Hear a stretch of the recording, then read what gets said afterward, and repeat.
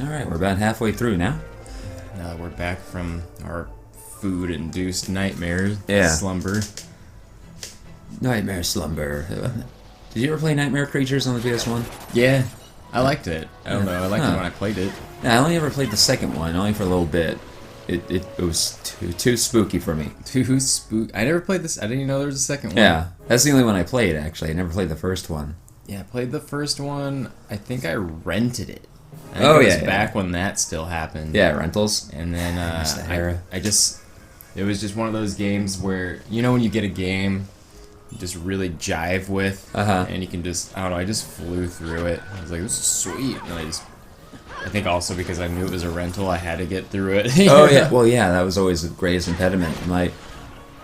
I first played through Kingdom Hearts as a rental. I think my mom rented it from, like, Hollywood Video or something, where they rent stuff out for 5 days at a time. And the way they handle the late fees is basically if you have something out and it lapses into lateness, they just rent it out to you again. Oh, yeah. So it's like, hey, Mom, I still want to keep playing Kingdom Hearts. Maybe we should just not bring it back? It's like, okay. So it's like 5 days passes, and they just charge us another however much they charge for a rental. So I get to keep it for 10 days. Complete 100% of that game because I had a strategy guide from somewhere. I think maybe that's where that whole generation of like game reviewers came from, is just a bunch of kids who were like, man, I gotta beat this game in like a day. You know? Oh yeah, so they have no problem just blitzing through it. Which fucking some games you can just beat in a day. It's not necessarily a bad thing. Bayonetta's like 4 hours long. Especially when you're a kid and you got nothing to do. Nothing to do at all. And your mom finally left your shitty stepdad, so you're not getting yelled at for playing video games when there's nothing else to do. No one's just finding stuff for you to do because there's nothing for you to do. I think it's just let you be a fucking kid. Yeah. It's like kids like to play video games after they've done all their fucking homework and shit. I don't know, what are they supposed to do? Go like, I don't know, go to the bar? Drink beer and watch the game? Yeah, this is the bar and the game. Yeah. Drink beer, watch the game, and yell at the kids. To get them another beer. Yeah. So our magic princess rock, they don't really know what to do with it, because it doesn't even have any power. Now that the Empire used it to try and power one of their ships, and it went kablam with Prometheus and Bob. Yeah. So, oh man, is that when you first wake up and like you just have stuff like all in your head? Yeah. And it's just still dripping out. Man, getting rid of some of that right now. But these people apparently are very ancient. And they seem to more or less just be like Native American stand-ins. So they're wise and ancient, and they know all about Nethicite. So we're coming to them and be like, hey guys, our magic rock isn't so magic. What gives? I wish that just once there was like a native tribe race in a game that just wasn't old and wise. Yeah. They're just like, I don't know, dude, we just live out here so people leave us alone. Yeah. And then our heroes are expecting them to have some wisdom or magic or insight to the planet. And they're like, why are you expecting this out of us? Do we look like fucking Cetra to you? Is that the Garif? Is that what these? Yeah, the Garif. Garif. It's. I don't know if anyone ever actually says it aloud. That almost sounds like a race in another game, but I mean it probably is, or something really similar, because how many different names can you come up with races in games? But does that sound like something else? It does, but I'm having trouble placing it. They got cool hats. They do. I bet it's really great for them at the end of their workday to take that off. Oh, like, yeah. Oh my god, that feels good. Why do we wear these? Oh, to cover up our fuck up faces, Bill. Look at our necks. Jesus Christ.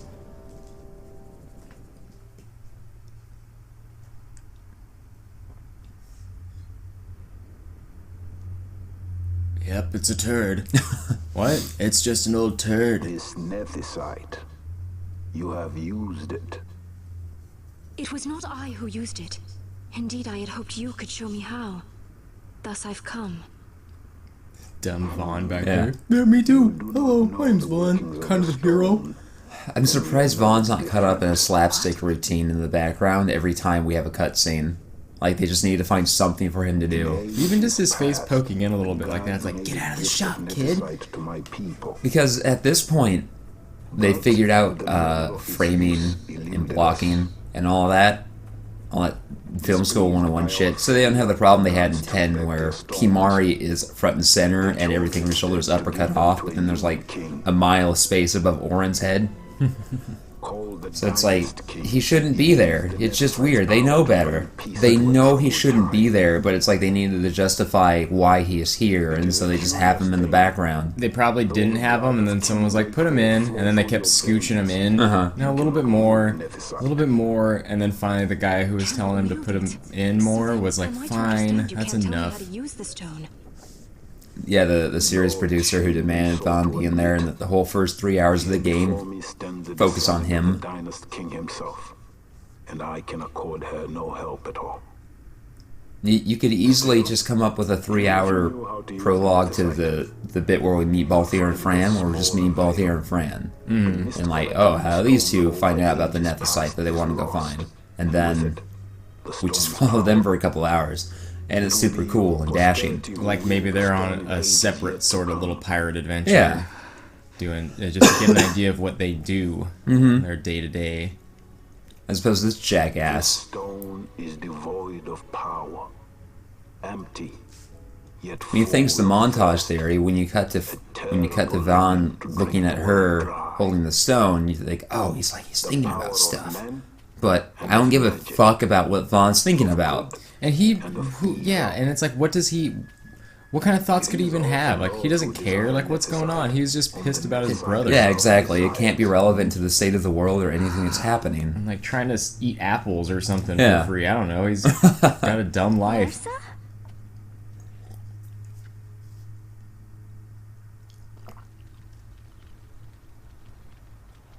I imagine Vaughn's just trying to put it together in his head so that he can appear as if he understands what's going on, but he's just like, I don't get it. It's like trying to explain how to play hearts to me. Oh yeah. And it's like, nope, I won't even pretend. And see, that's the difference though between Vaan and I, is that I just won't even pretend like I know. I'd be like, I don't know what's going on here. Nethicite, Magicite, just let me hang out with you guys. Deifacted? Did you say deifacted and manufactured? Fuck that. Boring. I'm gonna go hang out with this guy. Lady Ashe, neither of our countries can afford this now. The Rosarian Empire would stir. They would aid the resistance and use this aid as a pretext to declare war. I got kind of duped into a triple date, I guess. Double dates, two couples, triple date, triple date. And they were trying to teach us this game that was like, I guess, similar to Hearts, and I was like, oh god, here we go. And I was trying so damn hard to try to learn the rules, but they were leaving out, I knew they were leaving out a bit of information, not on purpose, but just due to like trying to explain somebody something so simple to you, I imagine, often forget the really easy bits. Oh yeah, exactly. You know, if you're trying to tell someone how to like tie a shoe, and you're like, I do this with my eyes closed, so maybe you forget like a very important step of, oh, you got to pull the laces tight. Like, oh, that makes sense. And so I was like, I just don't get this fucking game. And then, you know, I'm like, so they're basically playing it for me at a point where I'm just like showing them the hands of my cards, and then. And I was just like, this is, to me, like, dreadful. Like, this is the most... I'm like, I'm not trying to be mean or anything like that. And, like, hanging out with you guys. But this is, like, the least fun thing I could think about doing right now. I hate these kind of card games. What kind of card games do you like?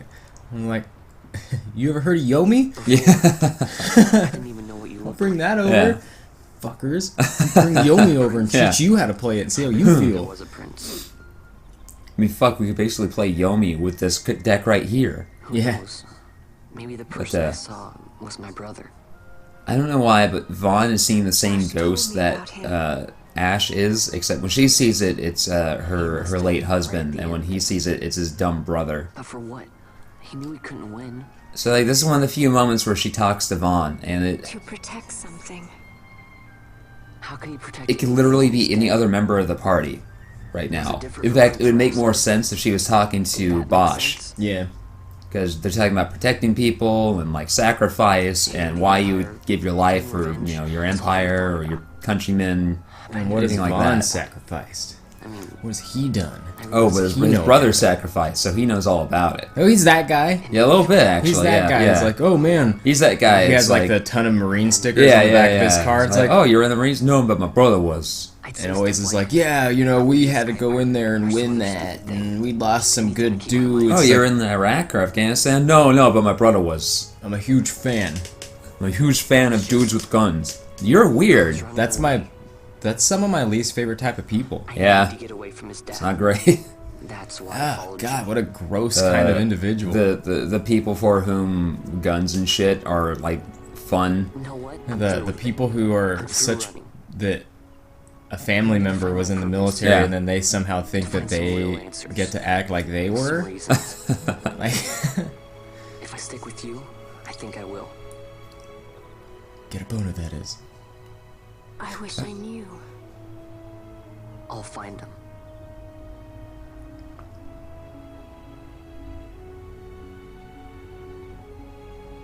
Let's just look up at this moon, because I literally can't stand look at your weird fucking lips anymore. Yeah, that's weird. Penilla doesn't have weird fucking lips like that, Vaan. I'm gonna go look at her lips. It's just like Ashe and I will accompany you to Mount this is a Baromeses. terrible thought. I was just think Ashe and Fran just keep looking at Penilla and they're just like, My heart is not set. I gonna still turn have her into a questions. woman. Like, I you hope to what? find And I was like, the fuck you talking about? I had other reason to invite Vaughn's like, you. what about me? There is someone I I'd wanna like be you a woman to too. meet on Baromeses. So Ashe has very thick thighs. Enemy and an ally also. It's just, you only notice from certain angles, but compared to any other character in this game, her thighs are just very thick. Don't know what it is. Like from there they look normal. From the side, from her portrait, particularly on the character select screen, she's at kind of like a 45-degree angle. Like from the front they're just like yay, but then from the side like kind of yay. I'll have to get a good look. Yeah. I mean, an interesting way to, just change up the character models, Yeah. like how to distinguish between her and those thighs. What's her elbow guards all about? That's cool. How to protect those elbows. It looks like Don't get your hopes up. it looks like it's designed so that when her arm is extended, it's still down slightly, so that it protects her elbow, but she still can extend her arm fully. I see. Yeah, You know, Nethersight's behind it. Little wonder they're so keen on the stuff. which might be something they designed after they made the model initially. And we're like, hey, her shoulder, her elbow guards, they're just like clipping through her arm. But why? Can we change that up a bit? Worried I'm out to steal the Nethersight, eh? What do you think those belts do on the back of Can't say I'm Bosch's accustomed to vest? being Fucking looked after nothing. my intentions. They give him like slight upper back armor. Another square though for Yeah. his. I pointed out the square on his chest, the two squares on his chest, the one designed by Google and Yeah. the just the best. Apologies, but I needed to know where you stand. Her Majesty depends on you, and you seem to have an interest in the stone. cool. I don't know. I want to hang out with you some. I don't know. Maybe after this we can go to a bar. Maybe catch a game. I don't know. I never think about what we're gonna do after the adventure. I kind of just assume we're gonna die.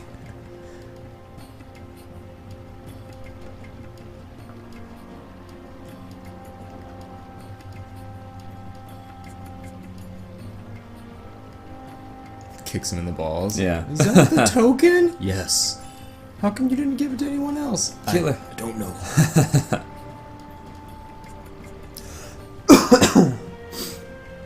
Talking about Vaan again, and how he just doesn't belong here.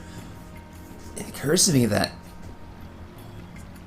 Final Fantasy, as I know it, the Final Fantasy that really makes me go like, yeah, fucking, I love Final Fantasy, really belongs to a period of only about 4 years. There was 7 in 97, 8 in 99, 9 in 2000, and then 10 in 2001.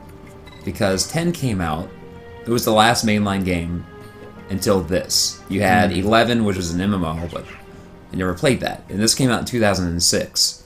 So, as a youngin', that 5 years between 10 and this was a huge fucking gulf. And this, though it's a very good game and I do like it very much, is when Final Fantasy began to suffer from its own popularity. Where there are notorious stories of, as I've talked about, like producer interference and the original director's vision being compromised because they're demanding they put these kids in so that it appeals to another audience. And this is when Final Fantasy, despite the quality of this game, began to take kind of a nosedive. Yeah. Like, they just lost focus on what Final Fantasy is. And so this came out in 06. It was 3 more years, 3 or 4? I forget when 13 came out, 2009 or 2010. When 13 came out, and that was a fucking dumpster fire. Then they made 2 more 13s. 14 came out and was initially a huge dumpster fire. They managed to salvage it, which is frankly a huge miracle, but still, it's an MMO. 15 finally came out this year. So wow, yeah. I think about like what my engagement with Final Fantasy has been throughout my life, and it's basically just been replaying the games that I like from 2001 and back. Like, for 16 years, with the exception of this, which I only played through once before the Zodiac Age came out. My entire what Final Fantasy is to me is everything from 2001 and back. Yeah. To me, it's 6, 7, and 9, really. Like, I remember playing 1 and 2 as a kid, but that didn't really count as, it was just like, oh, it's this game. Oh, yeah, it's this thing that you play. It was the mechanics that made it a Final Fantasy to me, but that's not enough, because there's plenty of games like that. And then, 3 or 6, came out, and I was like, that's when it really happened. Yeah. And then, although... I mean, what is it? What's Cecil and Kane? Yeah, that's 4. That's 4. Slash 2. Yeah, so that one a bit, but yeah, I think for me it was definitely 6 and 7 was like, oh my god, this is great. And then replaying 7, never touched 8, and then 9, I was like, oh man, yeah, 9 feels like 7 too to me, and then that's great. And then never played 10, didn't touch the MMO. And I think once I picked this one up, I was really expecting it, a certain game. Yeah. It wasn't that. I know that with this one, you made it as far as the Sand Sea, right before the Tomb of King Wraithwall. And I know that only because when I came back from Iraq, I was like staying over at your place at the time over in Coeur d'Alene, and I woke up the next morning after we were all hungover, and you were playing 12. And you were in that area where we were fighting all the fucking bug fucks. Yeah. And I just remember you like swapping out a character whenever anytime they level up for another character to keep them all at a level parity. That's as far as I know you got. Maybe you got a little bit past that. I think that was it. Yeah. I think I just stopped at a point. I was like, man, I don't know what I'm doing. But I think it speaks volumes like what kind of an impact just a few titles can have. When really, Final Fantasy to me is 7, 8, 9, and 10. I adore 6, but I didn't play 6 until after I played 10. Yeah. And everything about Final Fantasy was really solidified for me at that point. 7, 8, 9, and 10 were just such an experience that they've lasted in my brain these past 20 years. Fuck, it's even been 16 years since Final Fantasy X initially came out. So much that when the 7 remake was announced, it was just like, oh my god. I lost my shit. Yeah, I was hanging out with my buddy Tony. He was in town, and like, we just flipped out. Yeah. We were at a bar. I sent you a message just saying, it's happening, reunion. And then we watched the trailer at a bar, and we were just like, nerding out. Yeah. And then we're waiting. We just keep waiting. And Square Enix took it from whomever they initially farmed it out to, because I guess they were fucking it up. So that could be a good sign. If it means we have to wait longer, but we get a better experience, that's fine. And that lady judge has a strong chin. Yeah, she does. Like, I hope one of her attacks is like chin jab. I hope she takes those buns off the side of her head, but they're actually bombs. Like buns that she can eat to regain her health. Yeah, the buns of steel, so they increase her defense. Oh shit!